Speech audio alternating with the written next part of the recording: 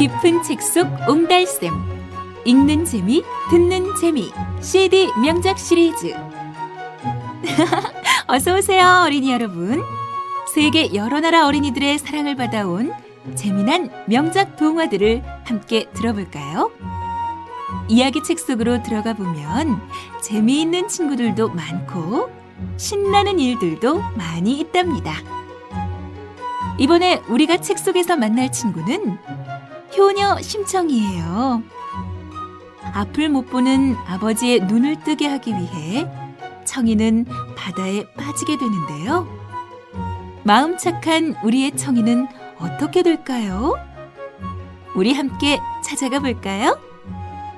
자, 하나, 둘, 셋, 출발!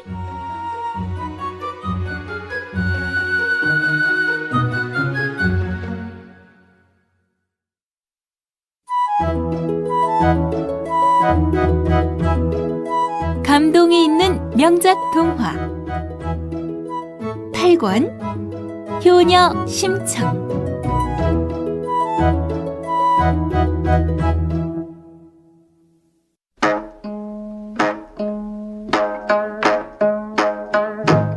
산 높고 물 맑은 어느 마을에 어여쁜 청이가 태어났어요.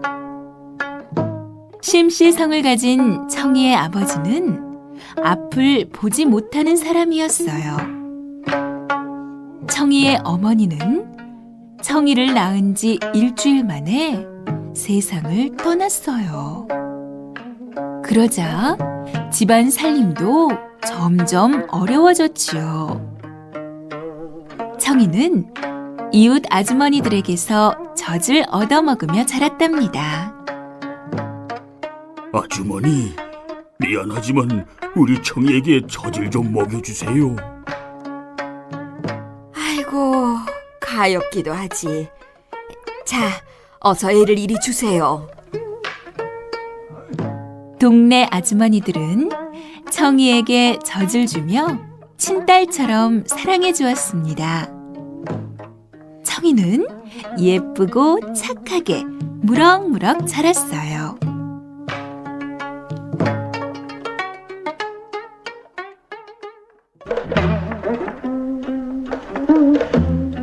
아버지, 돌이 있으니 이쪽으로 오세요. 오냐? 그래. 청이는 항상 앞 못 보는 아버지를 따라다니며 보살펴드렸어요.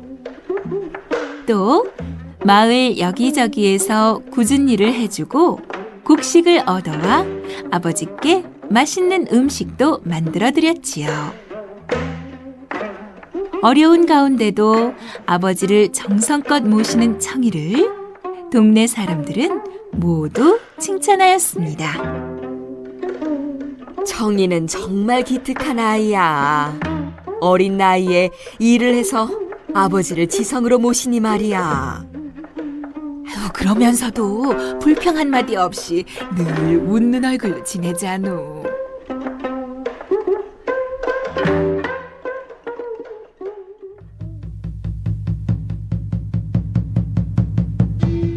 그러던 어느 날이었어요.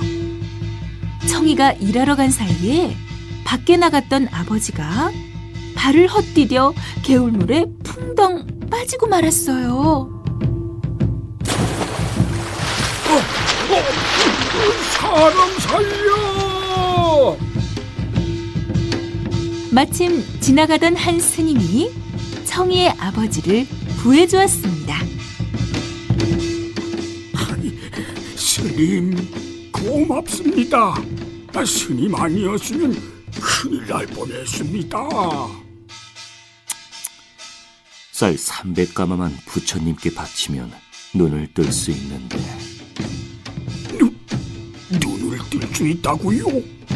그렇다면 기꺼이 바치겠습니다. 귀가 솔깃해진 아버지는 부처님께 쌀 300가마를 바치기로 약속을 하고 말았어요.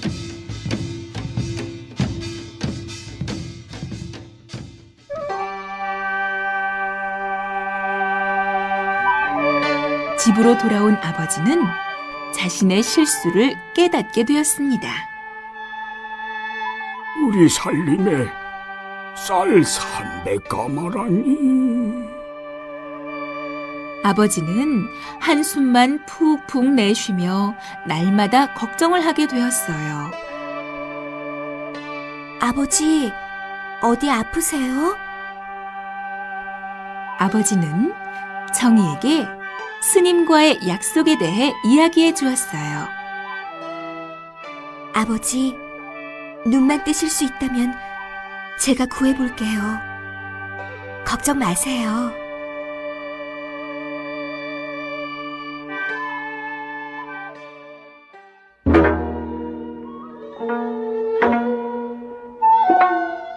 청이는 때마침 마을에 들어온 뱃사람들을 찾아갔어요.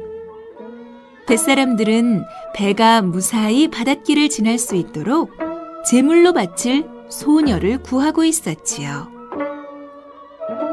아저씨, 제가 제물이 될 테니 쌀 300가마를 주세요. 청이의 효심에 감동한 뱃사람들은 쌀 300가마는 물론이고 아버지가 평생 먹고 살 돈까지 주기로 약속했습니다.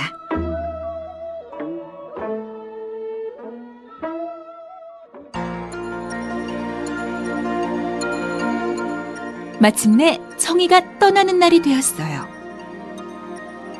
날이 밝자 뱃사람들이 찾아왔습니다. 청이는 뱃사람들을 문 밖에서 기다리게 하고 정성껏 아침상을 차렸어요. 아버지, 많이 드세요. 오냐, 그런데 오늘은 반찬이 아주 좋구나. 누구네 집에서 얻어왔니? 청이는 참으려 했지만 마침내 울음을 터뜨리고 말았습니다. 아버지, 청아, 왜 그러느냐? 무슨 일이 있는 게로구나. 아버지가 다그쳐 묻자 청이는 할 수 없이 사실대로 말씀드렸습니다. 청이는 울부짖는 아버지를 남겨두고 뱃사람들을 따라갔습니다.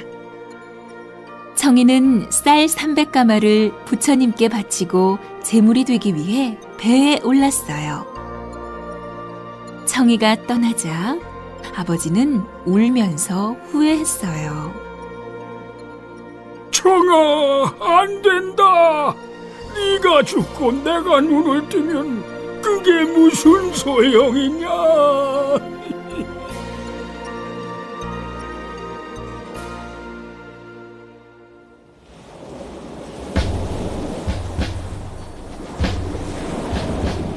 청이를 태운 배는 넓은 바다로 나아갔어요.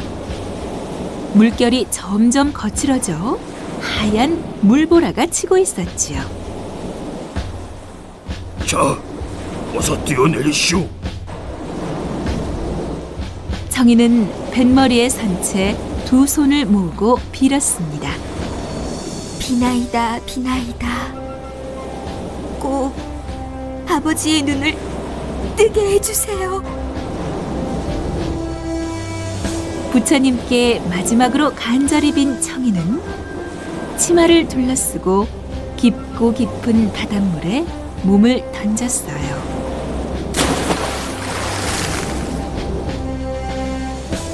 바닷속에 떨어진 청이는 정신을 잃었습니다. 눈을 떠보니 청이는 아름다운 바닷속 용궁에 와 있었어요.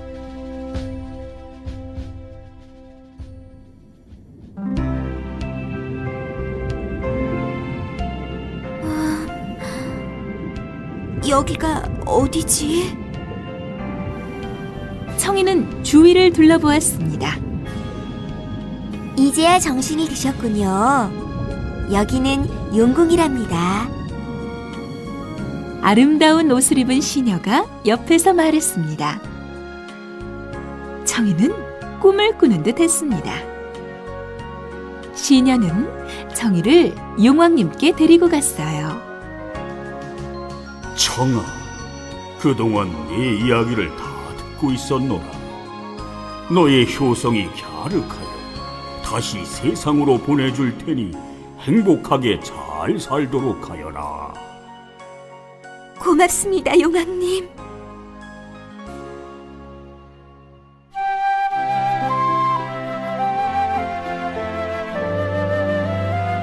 청이는 엎드려 큰 절을 올렸습니다.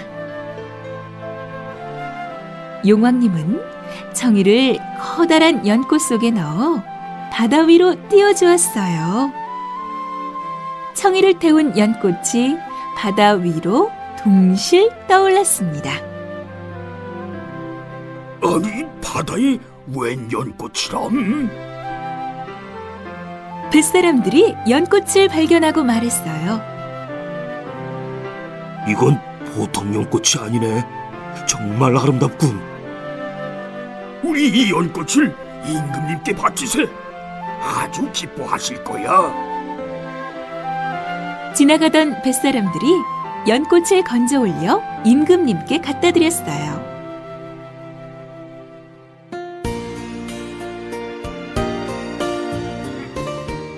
이런 큰 연꽃은 생전 처음 보는구나. 참으로 아름답도다. 임금님이 연꽃을 보고 감탄하는 순간 꽃잎이 붕긋이 열리며 예쁜 청이가 나타났어요. 아니, 이게 무슨 일인고? 청이가 연꽃 속에 들어가게 된 사연을 들은 임금님은 크게 감동하여 청이를 왕비로 맞았답니다.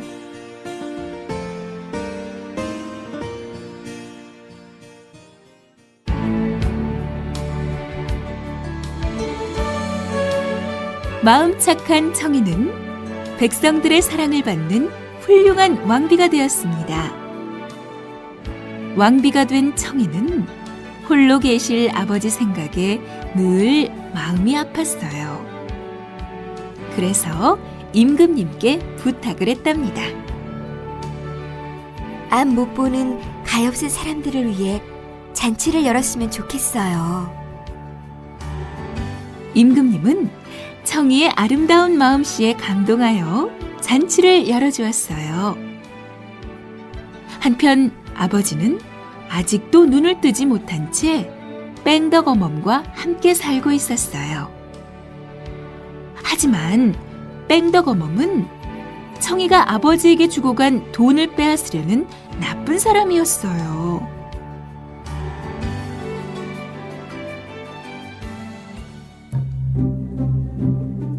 대궐에서 앞 못 보는 사람들을 위해 잔치를 연다는데 함께 갑시다. 청이의 아버지는 뺑덕어멈을 따라 대궐을 향해 길을 떠났어요. 하지만 마음씨 고약한 뺑덕어멈은 돈을 모두 가지고 달아나 버렸어요.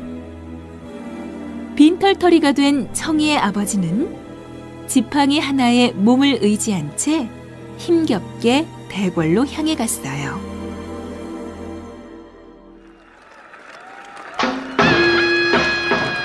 청이는 많은 사람들 틈에서 아버지를 찾고 있었어요. 하지만 아무리 찾아도 아버지의 모습은 보이지 않았어요.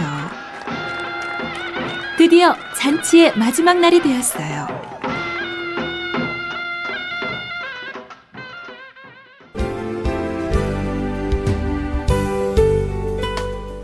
내가 떠난 후 슬퍼하시다 돌아가신 걸까? 눈을 뜨시기는 했는지. 아무리 기다려도 아버지가 나타나지 않자 청이는 크게 실망했어요. 그때 저 멀리 초라한 모습의 노인이 보였습니다. 바로 아버지였습니다. 청이는 달려가서 아버지를 와락 끌어안고 소리쳤어요.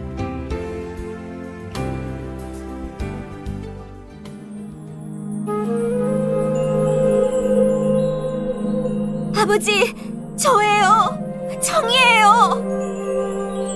사람을 잘못 보신 것 같소. 내 딸 정희는 나 때문에 팔려가 죽었다오. 아버지가 쓸쓸하게 말했습니다. 아버지, 저는 죽지 않았어요. 제가 바로 아버지의 딸 정이에요. 아니, 내 딸 정이라고? 어디 보자, 어디? 설마 이게 꿈은 아니겠지? 정희의 아버지는 꿈에도 잊지 못하던 딸의 목소리를 듣자 너무 반가워서 눈을 번쩍 떴어요.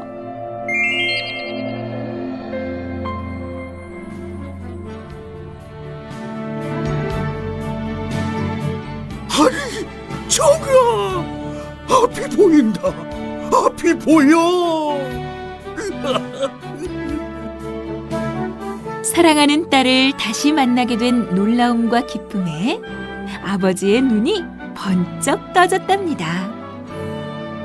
이제 온 세상이 모두 환하게 보였지요. 임금님도 무척 기뻐하셨어요. 백성들도 마음씨 고운 왕비님을 축하했지요.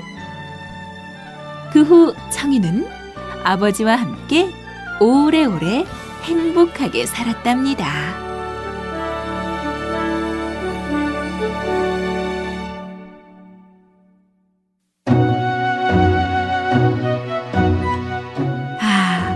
마음씨 착하고 효심이 깊은 청이는 드디어 아버지의 눈을 뜨게 해드렸네요.